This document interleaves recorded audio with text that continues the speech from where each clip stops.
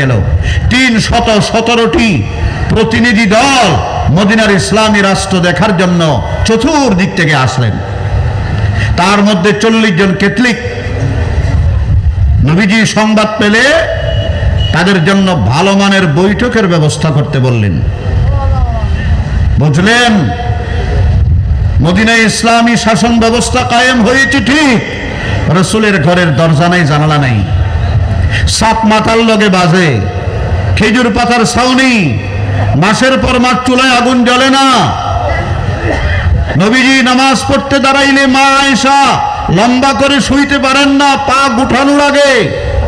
ওই সময় মদিনায় ইসলামী রাষ্ট্র ব্যবস্থা কায়েম হয়েছে। আজকে লুঙ্গি পরা চরমনার পিসাবকে দেখে অনেকে বলে ইনারা ইসলামী রাষ্ট্র ব্যবস্থা কায়েম করবে। ও ভাই, এই আল্লামা সৈয়দ মোহাম্মদ রেজাউল করিম ফৈজুল করিম দামত বরকাতুহুম আল্লাহু আকবার, আমির হেফাজত আল্লামা শাহ মুহিবুল্লাহ বাবুলগুরি, ইনারা যেই মুহাম্মদুর রাসূলুল্লাহর উসওয়া আদর্শকে বুকে ধারণ করে আছেন, তাদের ঘরের দরজা জানালা ছিল না, তাদের ঘরে মাথা গুজার ঠাঁই ছিল না, তারা সরাসরি নামাজ পড়তে পারে নাই জায়গার কমতির কারণে। ঠিক কিনা বলেন? সেই ওমরের কথা বলি, যার শরীরের মধ্যে কবাও মে পাইওয়ান, কবা মানে ডুব্বা, कबाओं में पैवंद पत्थर स्वतंत्र, कदम के तले ताज किसरा व कैसर, गजाना ने जो वो भी कंतर मुयस्सर, मगर हाथ में जोर तस्खीर खैबर, कभी अहले ईमान की पहचान ये थी, कभी अहले इस्लाम की शान ये थी। ৩১৭ প্রতিনিধি দল মদিনায় আসলো ইসলামী রাষ্ট্র ব্যবস্থা দেখার জন্য। সাহাবায়ে কেরাম নবীজিকে সংবাদ জানালেন। নবীজি বললেন তাদের জন্য ভালো মানের বসার ব্যবস্থা করো। সাহাবী বলে, হুজুর আপনার এই মদিনার মধ্যে তো কোনো রেস্ট হাউস নেই, আসেনি? কথা বলেন না, গেস্ট হাউস নেই, আছে নাকি? মদিনা মুনাওয়ারার মধ্যে কোনো সার্কিট হাউস নেই, মদিনায় কোনো ডাক বাংলা নেই, কিচ্ছু বলতে কিছু নেই। হুজুর কোথায় বসতে দেব? কেউ বলে খেজুর বাগানে বসতে দিই, নবীজি বলেন আরো ভালো জায়গা দেখো।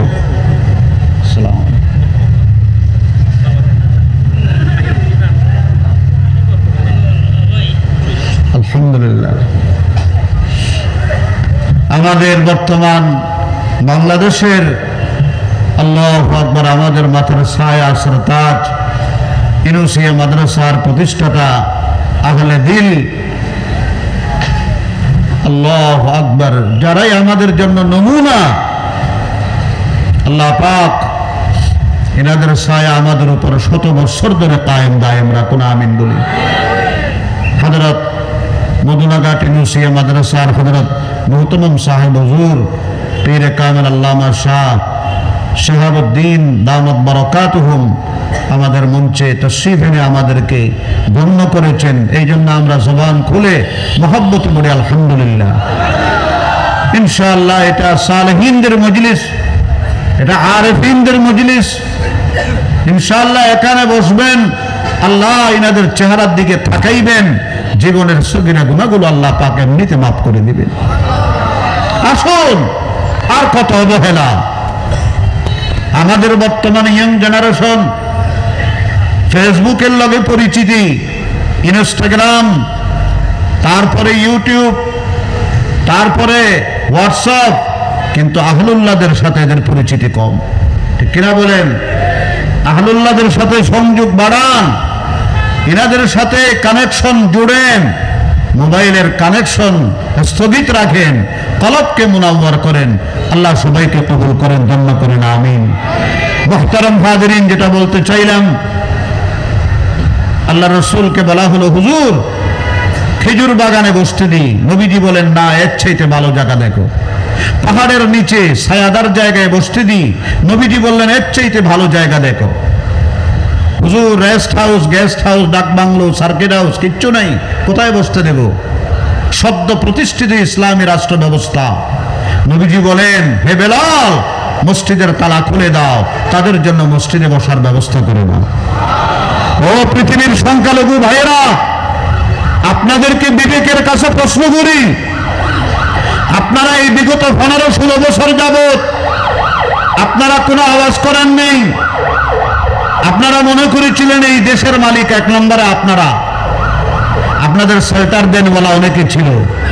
কিন্তু যেই মাত্র একটা ক্ষমতার পালাবদল হলো, স্বাধীনতা অর্জন করলো, এখন বারবার আপনারা সংখ্যালঘুর ইস্যু তুলে দেশকে অস্থির আর অস্থিতিশীল করার একটা ব্যর্থ ষড়যন্ত্রে নেমেছেন, ঠিক কিনা বলেন? মুসলমানদের উদারতা, মুসলমানদের বৈষম্য বিহীন শাসন ব্যবস্থা একটু নজর দেখেন। এই দুনিয়ায় কোন খ্রিস্টান তাদের পেগুড়ায় মুসলমানকে বসতে দিবে?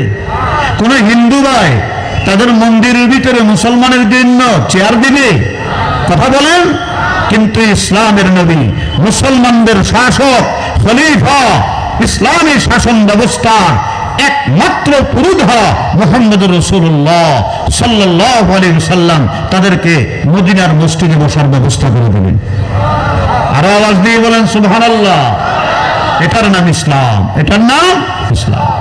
এটাই হলো ইসলামী রাষ্ট্র ব্যবস্থার সুফল, যেখানে কোনো বৈষম্য থাকবে না, যেখানে কোনো সাম্প্রদায়িকতা থাকবে না, যেখানে সকল ধর্ম, বর্ণ, জাতি, গোষ্ঠী, সাঁওতাল, রাখাল, মেতর, মুসি সবার ন্যায্য অধিকার, সম্মান তাদেরকে যথাযথভাবে পৌঁছে দেওয়া হবে, প্রতিষ্ঠা করা হবে।